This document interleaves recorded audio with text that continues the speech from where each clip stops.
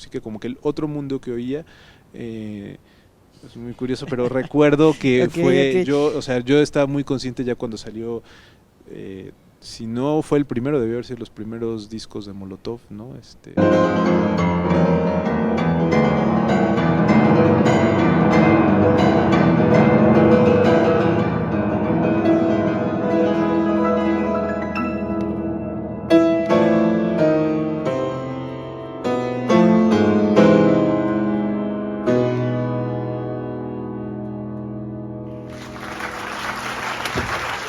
Hola amigos, ¿cómo están? Hoy es un día un tanto especial. La verdad es que tenemos a un invitado que vale muchísimo la pena escuchar.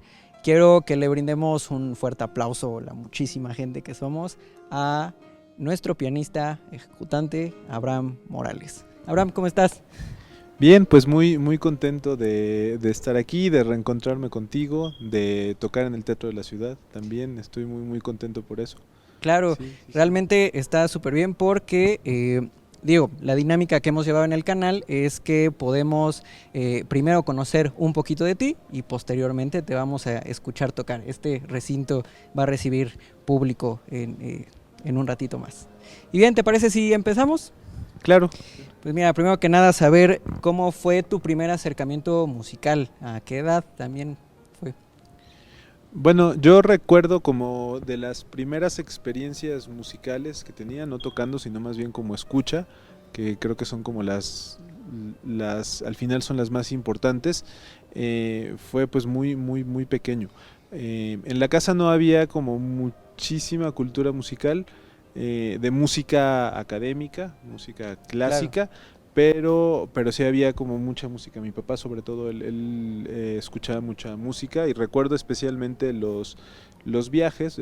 Nosotros, toda la familia somos de Teciutlán, Puebla, Ok. entonces viajábamos mucho cuando éramos pequeños, mi hermana y yo, y siempre había música, ¿no? En el camino, ¿no? Entonces ahí recuerdo haber escuchado cosas que de repente me parecían como interesantes, que hasta mucho tiempo después supe que eran, como me llamaba mucho la atención, por ejemplo, que de repente había algunas canciones donde los coros hacían armonía y no era nada Ok. más como una voz, ¿no? Sino había como acordes ahí que me llamaban mucho la atención y como que de ahí fue como, pues como buscando más ese tipo como de efectos, como este tipo de riqueza en los sonidos Sí, ¿qué es eso, no? y En realidad. ajá, hasta que llegué a encontrarme con la música clásica, que como que explota muchísimo eso, ¿no?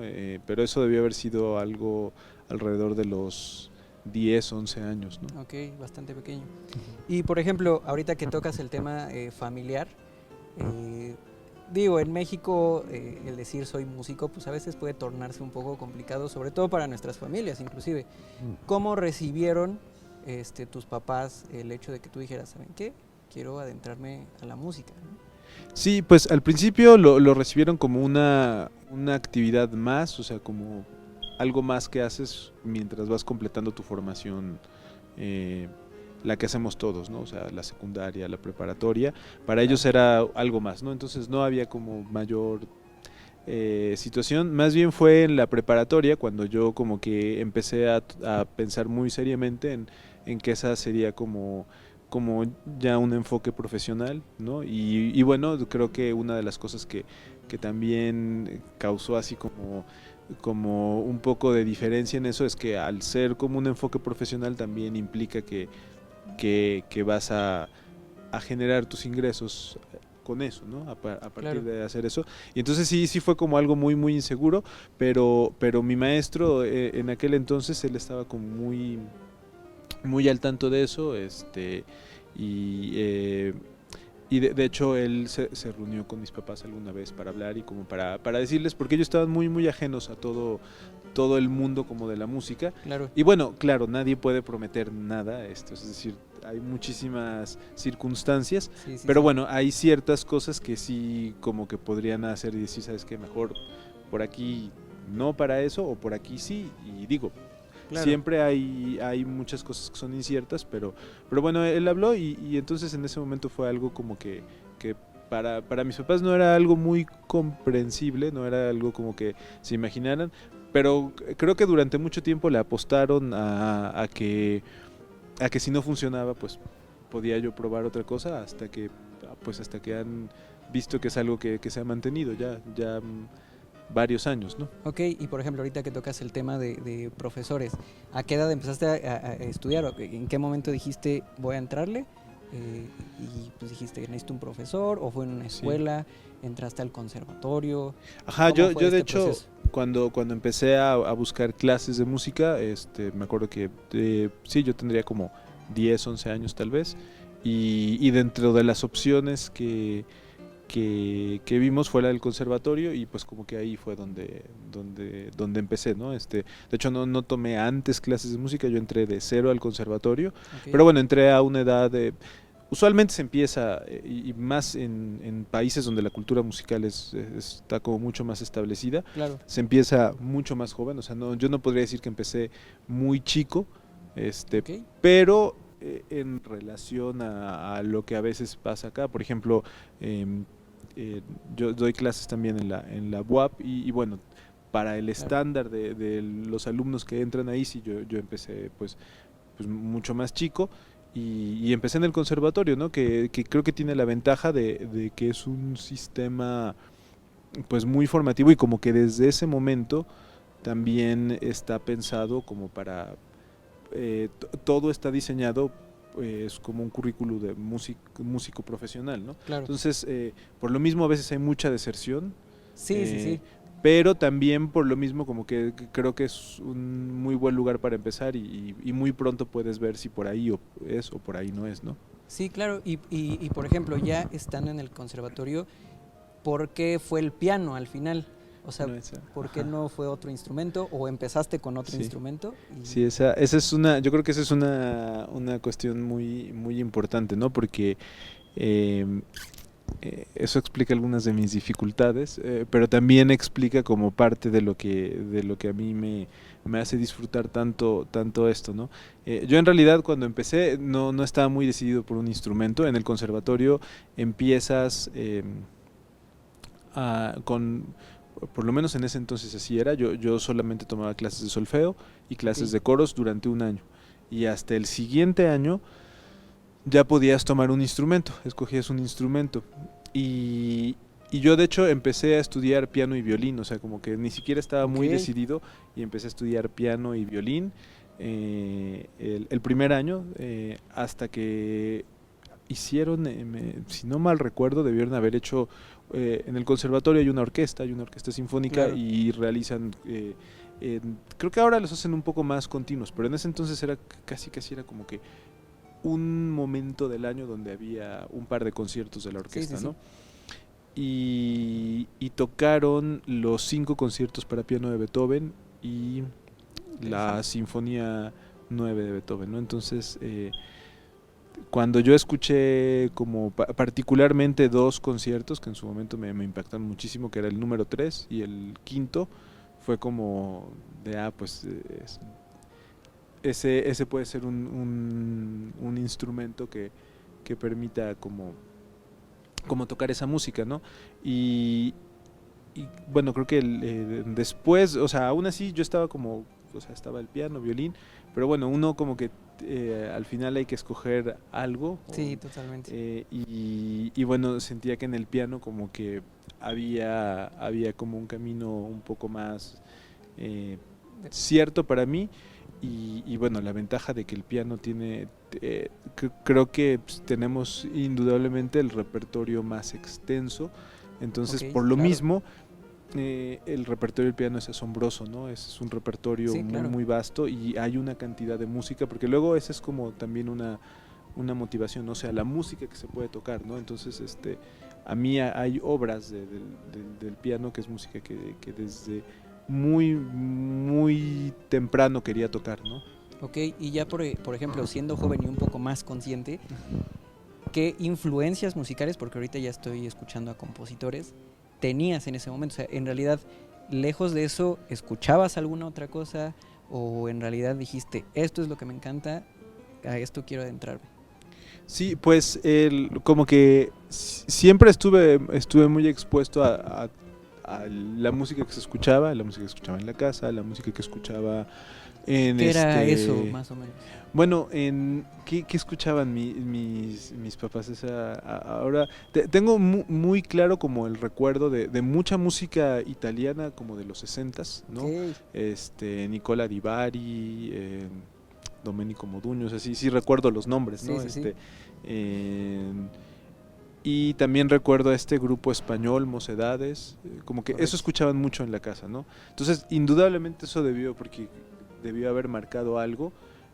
Luego, en algún momento, un amigo de mi papá llevó como esta música de un compositor como de música instrumental que por ahí de los noventas era considero que bastante popular, que se llama Yanni, se llamaba, no, Claro, no sé ahora sí. si está activo siquiera. Creo que sí, sí, activo. Ajá. Y bueno, él tenía como esta cosa de que hacía música con orquesta sinfónica, entonces Claro. era muy llamativo también para Es mí, muy entonces experimental, claro. recuerdo también esto, y recuerdo muy particularmente que parecían estaba la orquesta pero tenía por ahí sus solistas, Ok. y había como mucha energía, ¿no? Entonces siempre esta cosa como mucha energía lo recuerdo muchísimo, ¿no? Y luego en la secundaria, pues también cuando yo entré a la secundaria, que fue más o menos cuando empecé a estudiar música, como que el otro mundo que oía, eh, es muy curioso, pero recuerdo que Ok, fue ok. yo, o sea, yo estaba muy consciente ya cuando salió,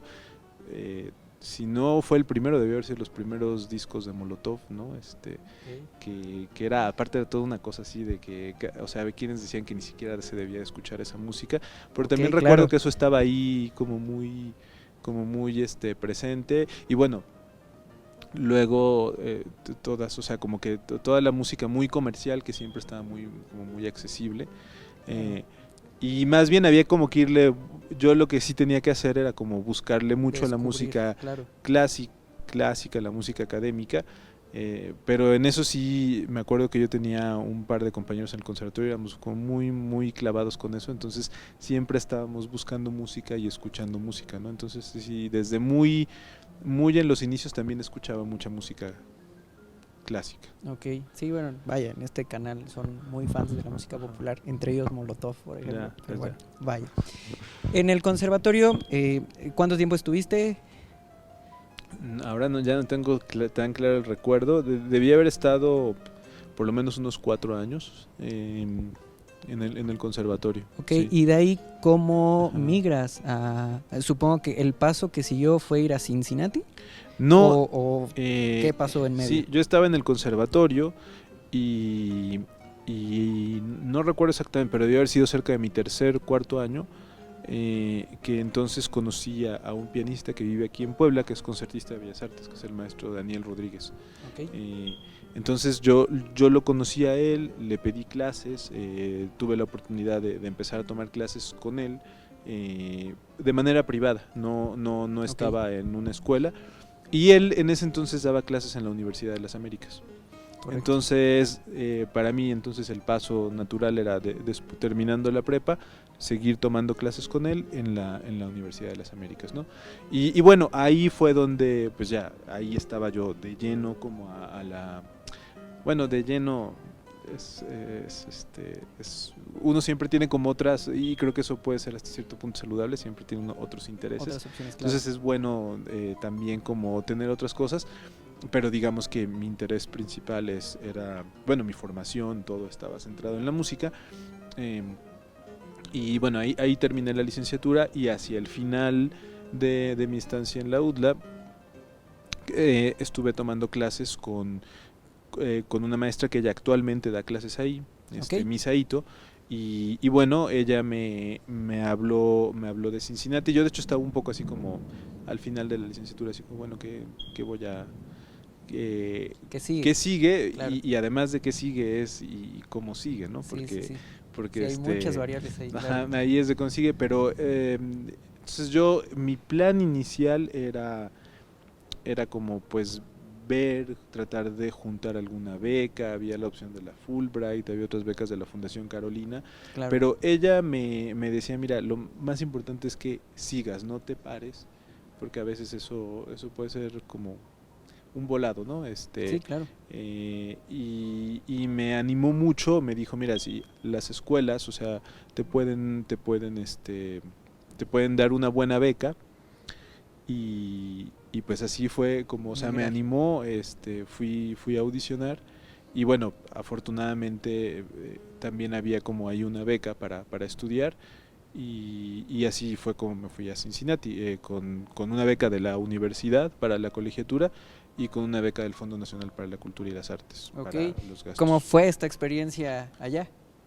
Bueno, debo decir que al principio yo estaba casi seguro que había habido un error en la admisión, ¿no? O sea, yo cuando llegué y vi cómo el nivel, o sea, cómo estaban tocando mis compañeros, sí era una cosa que no conocía acá, Ok. ¿no? O sea, cuando vi como el nivel de músicos que había, yo decía, o sea, Claro, ¿qué pasó? ¿qué pasó, no? Entonces, al principio eso fue como toda una experiencia de muchísimo ajuste, reajuste, de ver qué cosas, yo creo que no tenía una idea muy clara de lo que es un talento base y un talento extraordinario, ¿no? O sea, como que Claro. realmente no había visto, o sea, como que allá me quedó claro cuál es como la diferencia, Sí, sí, sí.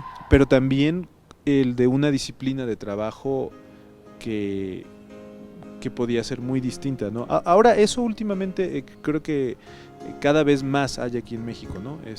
Claro. Pero en su momento yo no, como que, o yo me di cuenta ahí, ¿no? A lo mejor sí había y no, yo no había tenido oportunidad de verlo, pero allá me di cuenta como de una actividad musical, impresionante, de un nivel muy importante Ok. y pues fue un proceso que de hecho siguió, bueno, sigue seguramente, siguió cambiando cosas en mi manera de tocar Sí, después de estar claro. ahí incluso, ¿no? Después de mis clases. De hecho, yo le escribí bueno, ya hace algunos años, pero ya años también después de haber regresado a mis maestros y decía, bueno, a veces como que hay cosas que hasta ahora me estoy dando cuenta, ¿no? Sí, sí, sí. Como que hasta ahora, ¿no? Logras asimilarlo, ¿no? En estos momentos. Sí, entonces, sí, esa fue la experiencia y después también fue una experiencia que pues me brindó muchísimo aprendizaje, ¿no? Claro, de los maestros, desde luego, Sí, sí, sí. pero también de mis compañeros, de en Cincinnati la orquesta es una orquesta fabulosa, ¿no? La Sinfónica de Cincinnati, Claro. el director, en ese entonces era Pavo Jarvi, que hoy es como una de las Eminencias. estrellas en el Sí, mundo de la claro. dirección internacional. Los solistas que llegaban también eran una cosa así increíble. Fue la primera vez que yo pude ver a solistas de talla internacional, ¿no? Claro. Eh, y bueno, también el estar en una cultura que a pesar de que estamos tan cerca y que es una cultura que está Sí, de hecho, sí. tan difundida por tanto, o sea, el cine, la televisión, la música, tanto hay de la cultura norteamericana, pero como sea, es una cultura que tiene cosas muy diferentes a lo mexicano, ¿no? O sea, Claro. yo sí recuerdo como también haber tenido esta experiencia y para todo, ¿no? O sea, valora uno más cosas de la cultura mexicana por el contraste. También hay Sí, sí, otras que sí. uno dice, híjole, Totalmente. Sí, podemos, sí, sí. también Se podríamos hacer entiende. cosas distintas, ¿no? Y para nuestro beneficio, pero sí. Y otras donde también era sorprendente, ¿no? Como creo que todas claro, me refiero son generalizaciones y siempre tiene uno que ser muy cuidadoso con esos, pero también como había algunas cosas que a mí me sorprendían, ¿no? De la Claro. cultura norteamericana también, ¿no? Que también no lograba entender algunas cosas de ahí, ¿no? Y en el ámbito musical, terminando tu estancia ahí, ¿cómo te sentiste? O sea, de verdad dijiste, mejoré muchísimo. A nivel musical, ¿cómo te sentías? Eh, Pues no sentía que hubiera mejorado muchísimo porque creo que también la maestría duraba 2 años, Claro. entonces es un proceso como 2 años. Siento más bien como que me pude hacer consciente de las muchas cosas que tenía que mejorar, ¿no? Ok. Eh, Te diste cuenta, ¿no? sí, entonces por lo menos me di cuenta, ¿no? luego es muy, muy curioso porque a veces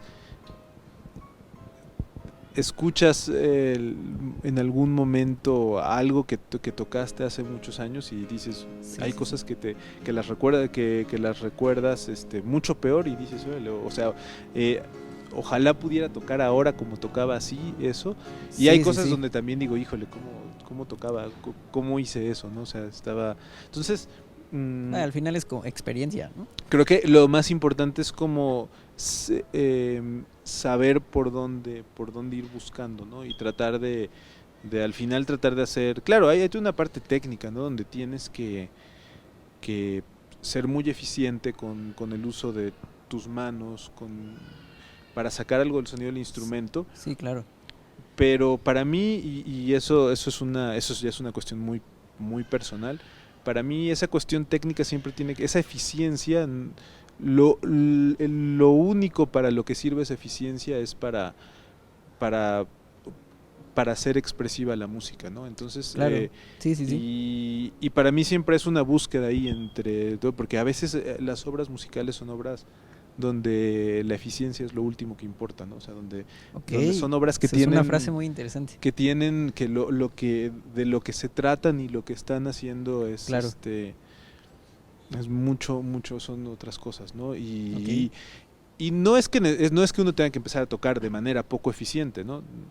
Pero a veces tiene uno que cuidar que no por estar cuidando esa eficiencia técnica, entonces también finalmente hay una especie de relación muy estrecha entre la técnica y la expresividad. De hecho creo que no hay como tal, o sea, no es que sean separadas, y tiene uno que Claro. cuidar que no, es un balance ahí delicado, ¿no? Sí, sí, sí. Lograr ese equilibrio Ujú. puntualmente, ¿no? Sí. Ok. Ahora, terminas esta experiencia de la maestría y dijiste todavía, quiero profesionalizarme más. ¿O cómo fue este paso ya a volverlo todavía, vámonos Ajá. al otro lado del mundo? Bueno, en Europa yo estuve en o sea, fue un momento mucho más breve. Cuando estuve en la Academia Quillana en Siena, Italia. Esto fue después de la maestría, pero no inmediatamente después. O sea, primero estuve aquí en Hubo un México, proceso ahí. si no mal recuerdo, debía haber estado aquí unos 2 años. Ok. Em, pero sí, como que sentía como que estaba Necesidad. trabajando Claro. un poco por mi cuenta, pero como que sí sentía que necesitaba eh, un poco más esta otra otra perspectiva, otra cosa. Yo ya había escuchado de la Academia Quillana hace muchísimo tiempo y justo en Estados Unidos tuve la oportunidad de escuchar, no en vivo, Ok. pero en grabación a Alexander Lonkich, Ok. justo por una compañera que ella había estudiado en Viena. Ok. Correcto. eh, Estuvo en Viena y llegó a hacer el doctorado a Cincinnati, ¿no? Entonces, y ella alguna vez estábamos platicando y me platicó de este pianista Alexander Lonkich, ¿no? Un pianista alemán, pero que vive en Italia y que era un músico extraordinario, ¿no? Claro. Entonces, cuando vi que él estaba dando el curso de la Academia Quillana, pues dije, pues Es el momento. voy a intentarlo, ¿no? Ahora cambió, pero en ese entonces era un poco, era un volado, ¿no? Porque tenías que hacer la audición presencial. Ok. El día antes de que empezara el curso. Correcto. Entonces podías llegar, hacer tu audición y bueno, si las cosas no salían muy bien, pues ya te ibas de turista. Claro.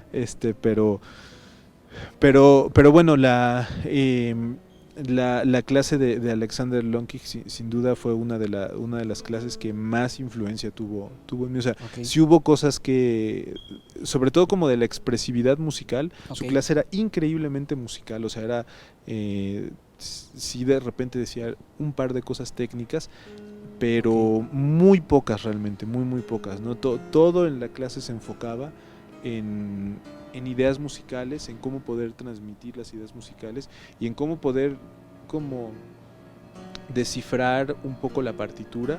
Correcto. Y una cosa que a mí yo no había, la verdad no lo había pensado, por lo menos no conscientemente antes de sus clases, era como en esta relación que hay entre el habla Ok. y la música. Entonces, bueno, eso es algo que he tratado de trabajar, no sé qué tanto lo haya logrado, pero él decía, bueno, es que cuando uno viene y toca muy regular en el tiempo, es el equivalente a que estuvieras hablando todo el tiempo con regularidad.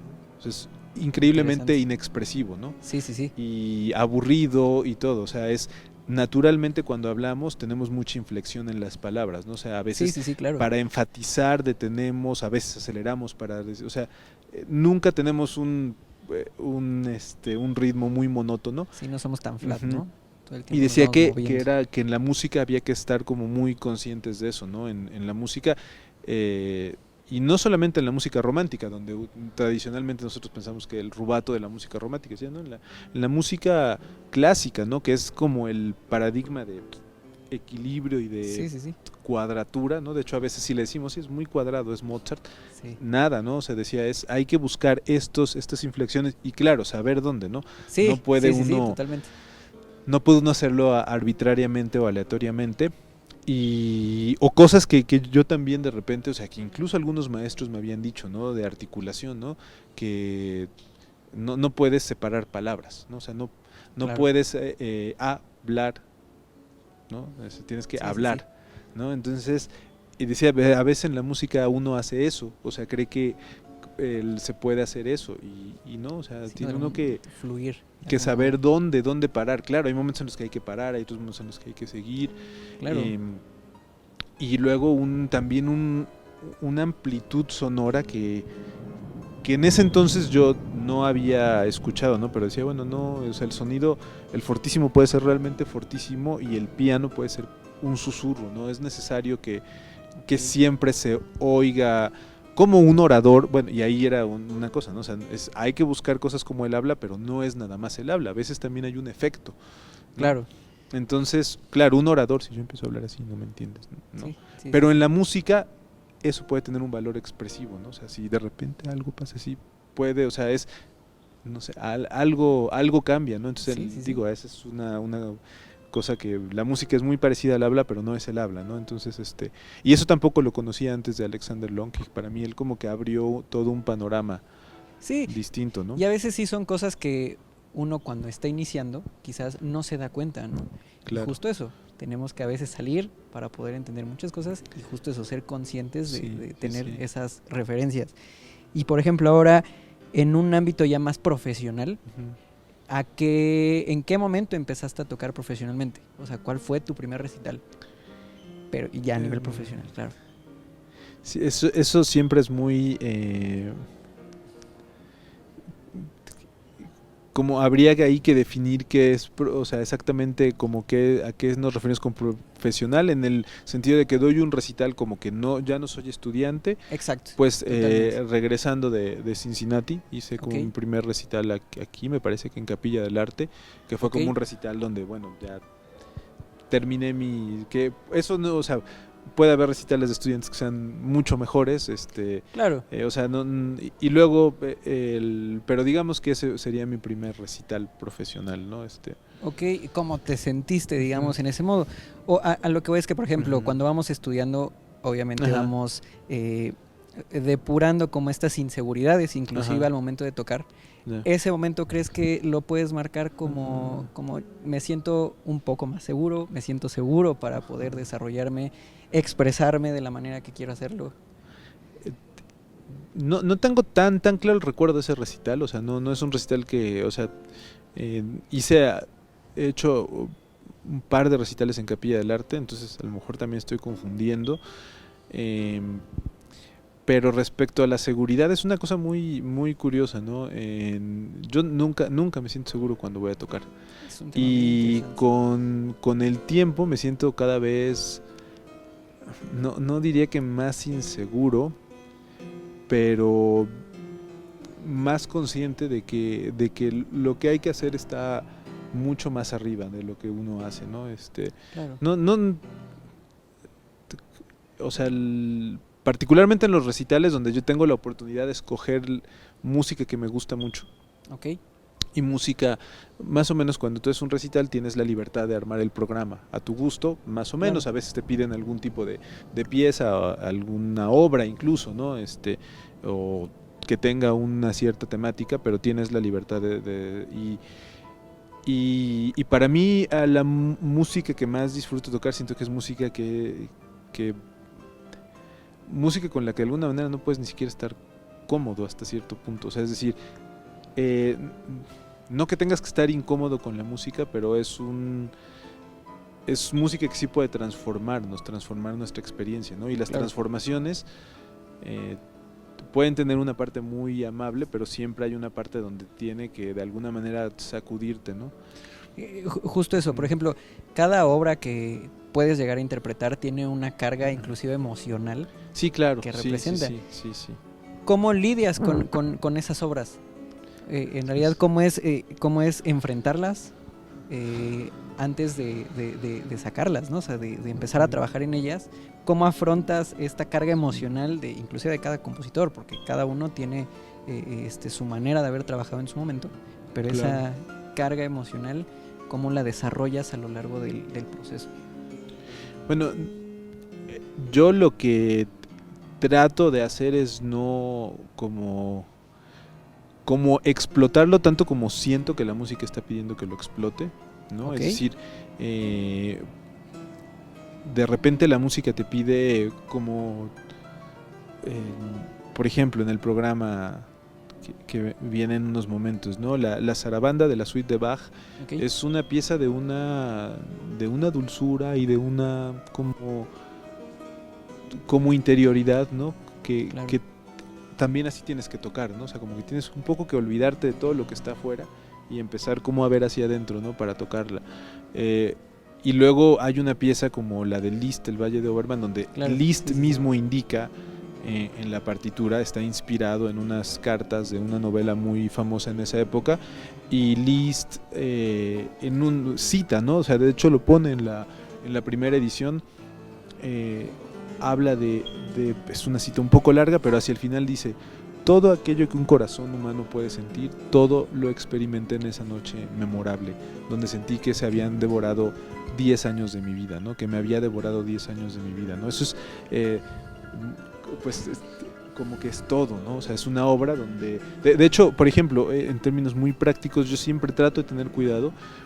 Por la escritura podría empezar a sonar muy triunfal el final del Valle de Obermann, okay, que yo siento que es no seguir la indicación del texto, no más que triunfal, tiene que sentir como estas emociones te desbordan, ¿no? Te empiezan a llenar de una manera que quedas como, ¿cómo se dice? No, se me fue la palabra, como sobrecogido por la emoción, okay, sobrepasado por esta emoción, ¿no? Y bueno, hay que buscar como maneras de tratar de expresarlo en términos musicales. Solo que yo siento que si uno es demasiado consciente, hay que saber qué hace uno, pero si uno es extremadamente consciente, entonces puede perder un poco de... Entonces estás siendo no tan consciente como que estás siendo consciente del proceso en lugar de la emoción, ¿no? Ok, y en un tema más específico, o sea, se vale, a pesar de que el compositor, el autor, te especifique ciertas emociones, ¿se vale interpretarlo de otra manera? Sí, creo que absolutamente. De todas formas, lo que...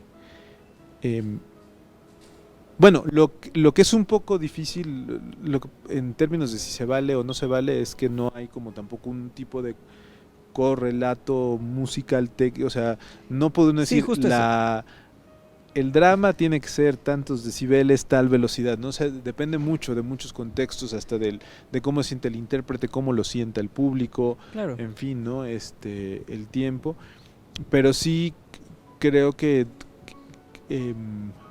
lo que sería un poco difícil es, o sea, como que yo mismo me haría un poco trampa si desoigo esto y digo, o sería un poco, por ejemplo, ¿no? Si yo quisiera decir el final del Valle de Obermann, en lugar de esta cosa quiero hacer algo triunfal y muy virtuoso, claro, bueno, Liszt tiene obras donde explota más eso. Vaya, el mismo Valle de Obermann tiene una parte antes del final donde explota este virtuosismo de esa manera, ¿no? Entonces, bueno, a lo mejor como que para qué buscarla en el Valle de Oberman si la puedo buscar en la Rapsodia española, ¿no? De Claro. quiero soltar octavas lo más rápido que se pueda y lo más fuerte. Pues Liszt da otras oportunidades, ¿no? Entonces en ese sentido no sé si... pero claro, ahora sí que todas las interpretaciones pueden ser válidas, ¿no? Creo que pueden ser valiosas. Lejos de compositores y autores, ¿qué representa para ti tocar el piano? Hasta inclusive en una manera emocional, totalmente. Bueno, creo que hay música... música que es tan especial y música que es tan... que todavía persiste y vale la pena que persista porque tiene algo que va más allá de lo musical, ¿no? Es algo, claro, va más allá de lo... algo que puede ser muy humano, pero a veces es algo que yo creo que hasta es de repente más... es algo que va más allá de lo humano, ¿no? O sea, que realmente conecta con una parte muy espiritual. Ok, ¿no? Claro, sí. Y pues eso siempre hace falta, ¿no? Seguramente cuando yo lo hago el mediador es muy defectuoso, pero el mensaje es tan especial que vale la pena, incluso cuando el mediador es defectuoso, ¿no? Okay, correcto. Este caso. ¿Qué sigue en la carrera de Abraham Morales? Bueno, ahora afortunadamente, así como en términos muy prácticos, este año que están reiniciando actividades, bueno, como muchas más actividades, pues he podido hacer como un par de recitales ya este año, entonces hay por ahí en puerta unos más. Voy a estar involucrado en un proyecto de la música de un compositor italiano que se llama Giacinto Scelsi. Okay. Un compositor que prácticamente no se toca, pero un compositor del siglo XX, increíble, ¿no? Entonces eso estará hacia el final del año. El 27 de agosto voy a tocar con un pianista también poblano, pero que radica en Estados Unidos y que además es también de Teciutlán. Okay. Igual que yo, que se llama Francisco Rocafuerte. Correcto. Que ha sido un promotor así súper importante, o sea, aparte de su labor como pianista, como pedagogo, también es una labor de difusión cultural muy importante, y vamos a presentar un festival que él realmente fundó, organiza, hace muchos esfuerzos para que se haga un festival de las artes en Teciutlán. Okay. Y la presentación va a ser en la Ciudad de México, en el Palacio de Bellas Artes. Vamos a tocar unas obras a 2 pianos allá. Ah, perfecto. Nos encantaría buscar aquí en Puebla algún lugar para tocarlo. Claro. Estamos como viendo la posibilidad, pero bueno, allá se va a hacer la presentación de este festival. Y también muy recientemente empecé a trabajar con dos colegas de la Orquesta Sinfónica que además son dos muy buenos amigos. Y entonces empezamos a tocar en trío y estamos buscando tratando de ya hacer nuestro debut formal, ¿no? Hemos estado trabajando, fuimos a un festival hace apenas a mediados de julio, estuvimos en un festival, el festival fue bastante bueno y motivador para nosotros, y entonces estamos explorando como la música en la conformación de piano trío. Claro. La violinista es Irene Cuellar y el chelista es Daniel Ayala. Perfecto. Y entonces estamos haciendo ahí cosas interesantes, estamos buscando música también de compositores mexicanos, aparte del repertorio canónico para el ensamble, pero sí, y ese también es un proyecto como muy interesante que en el que estoy involucrado. Y bueno, desde luego las clases aquí en la Facultad de Artes de la UAP y la Orquesta Sinfónica del Estado de Puebla, ¿no? Perfecto, y pues ya para terminar, ¿qué mensaje le das a tus seguidores e inclusive a tus alumnos? Un consejo, algo que les pueda servir mucho. Pues creo que a veces es bueno en todo un poco detenerse y observar antes de cualquier, o sea, a veces es bueno solo observar, ¿no? Muchas veces tenemos como reacciones, ¿no? Muy condicionadas en todos los ámbitos, ¿no? Cuando estamos tocando, cuando estamos manejando, cuando estamos escuchando música incluso, ¿no? O sea, a veces hasta para disfrutar la música es bueno quitarse de los prejuicios, o sea, quitarse de una expectativa y dejarse y escuchar. Y la otra es como tener muy, muy consciente como las pues todo lo que hay alrededor pueden ser oportunidades, ¿no? Y valorar lo que ofrecen. A veces creemos que no nos están ofreciendo nada, pero siempre hay algo Podemos aprender. que una circunstancia nos ofrece que puede ser algo muy, muy valioso, ¿no? Pero creo que no es posible darse cuenta si no lo observamos primero, ¿no? Claro, ser Sería consciente como- de ello, ¿no? Sí, sí, sí. Perfecto. Pues bueno, no nos despedimos porque en unos momentitos más vamos a preparar o alistar los últimos detalles para que podamos presentar a Abraham en este recinto. Nuevamente agradecemos al Instituto Municipal de Arte y Cultura de Puebla que nos facilitó básicamente el espacio para poder hacer esto posible. No nos despedimos, entonces pues vamos al recital. Claro que sí. Muchas gracias.